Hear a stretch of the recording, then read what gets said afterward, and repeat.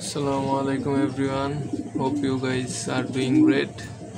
তো বরাবরের মতো আরো একটি ভিডিও নিয়ে চলে আসলাম। আশা করি সকলে ভালোই আছেন। যার যার কবুতর আলহামদুলিল্লাহ আশা করছি ভালো আছে। দেখতেই পাচ্ছেন এটা হচ্ছে একটা বেবি, একদম পরে একদম চিচি বেবি, এখনো শরীরের হলুদ পশমও ঝরে নাই, দু একটা আছে।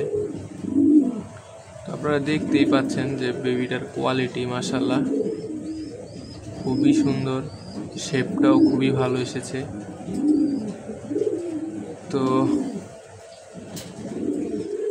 আসলে কবুতর সেক্টরে আসলে আপনাকে পরিশ্রম করতে হবে, ঠিক আছে?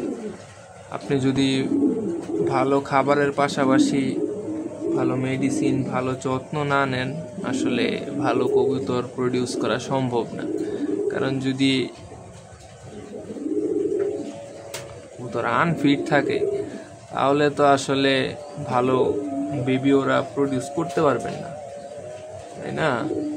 দেখা যাবে যে কবুতর হাড় বাঁকা হয়ে গেছে, কবুতর ডানা ঝুলায় দেয়, কবুতরের বডি কন্ডিশন ভালো নাই। তো আসলে আপনারা চেষ্টা করবেন কবুতরে ভালো মানের খাবার দেওয়ার, ভালো মানের ব্রিড দেওয়ার, ভালো সাপ্লিমেন্ট ইউজ করার, এবং পাশাপাশি ভালো পরিবেশ কবুতর যেখানে আছে অ্যাটলিস্ট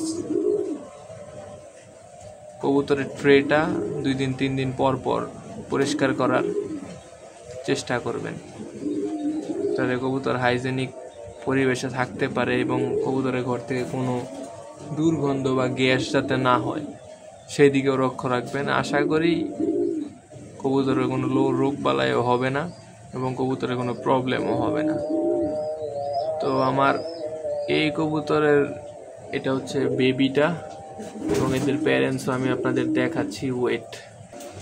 তো যে বেবিটা দেখলেন ওইগুলোর প্যারেন্টস হচ্ছে এই দুইটা।